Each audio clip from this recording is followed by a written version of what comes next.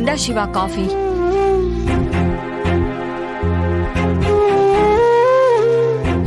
என்னப்பா அப்படி பாக்குற?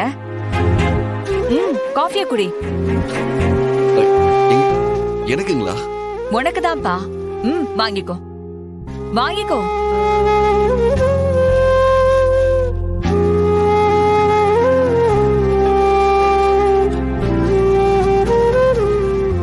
என்னடா இவ திடீர்னு காஃபி எல்லாம் போட்டு கொடுக்கறாளேன்னு சந்தேகப்படாதப்பா. யோசிச்சு பார்த்தா இருக்கிறது ஒரு வாழ்க்கை. இதுல எதுக்கு சண்டையும் சச்சரவுமா இருந்துகிட்டு? போகும்போது நாம எதையாச்சும் கொண்டு போகவா போறோம்? நைட்டு தூங்கிட்டு காலையில கண்ணு முழிச்சாதான் நிச்சயம். எதுவுமே நம்ம கையில இல்லையே. காஃபிய குடிப்பா, ஆறிட போகுது. தேங்க்ஸ்ங்க. என்ன இது மூணாவது மனுஷங்க கிட்ட பேசிட்டு இருக்கிற மாதிரி பேசிட்டு இருக்க? இவ்வளவு நாளா நீ என்கிட்ட இப்படிதான் பேசினியா? இத்தனை நாளா நீ என்னை எப்படி கூப்பிட்டியோ அப்படியே கூப்பிடு. இல்ல இல்ல, அம்மானு கூப்பிட வேண்டாம். நீ அப்படி கூப்பிட்டீனா கபிலன் கோச்சுக்கிறான். வேணும்னா சித்தின்னு கூப்பிடுறியா?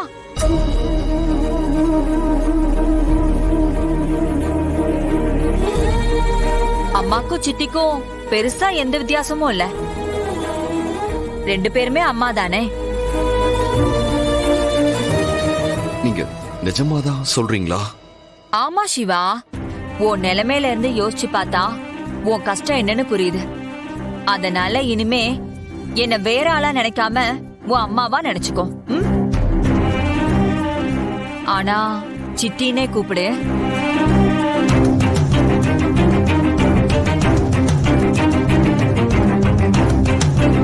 தேங்க்ஸ்ங்க. அப்புறம் என்ன மன்னிச்சிரு சிவா. நீயும் அயலியும் இந்த வீட்டுக்குள்ள வந்ததுல இருந்து உங்களை புரிஞ்சுக்காம நான் ரொம்ப கஷ்டப்படுத்திட்டேன். இது இந்த வயசாயிடுச்சுன்னா புத்தி கொஞ்சம் கம்மியாகும்னு சொல்லுவாங்கல்ல, அத நினைச்சா உண்மைதான் போல இருக்கு. ஐயோ மறந்தே போயிட்டேன். இரு வந்துடுறேன். இருங்க இருங்க இருங்க இருங்க. என்னாச்சு சித்தி? இல்ல, கபிலன் அப்பா ஆபீஸ்க்கு போறதுக்குள்ள இதோ இந்த ஃபைல்ல கையெழுத்து வாங்கணும்.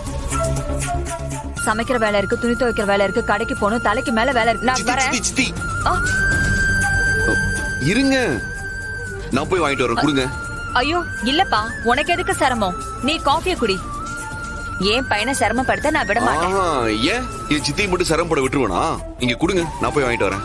கொடுங்க சொல்றேன்ல, கொடுங்க, நான் போய் வாங்கிட்டு வந்துடுறேன். நீங்க இருங்க.